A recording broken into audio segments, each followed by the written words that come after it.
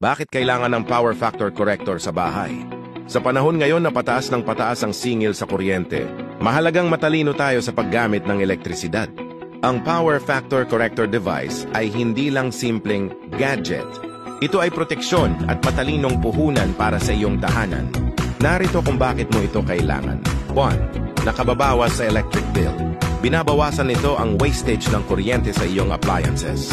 Ang mas mataas na power factors makers mas mababang singil sa kuryente. As tao, pinipigilan ang overheating at sunog, inaayos ng device ang daloy ng kuryente kaya hindi nag-o-overload ang linya. Ligtas ang appliances, ligtas ang pamilya. 3. Pinapahaba ang buhay ng appliances. Dahil mas stable ang voltage, hindi basta nasisira ang mga motor at wiring ng iyong mga gamit. 4. Eco-friendly solution. Mas mababang energy loss, shibidas, mas mababang carbon footprint.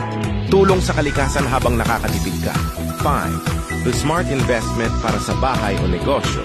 Isang beses mo lang bibilhin pero taon-taon kang makakatipid. Kaya kung kailangan mo ng device na ito para sa bahay at negosyo mo, mag-message ka lang sa amin at ipapadala namin sa inyo ang aming product video demo. Salamat!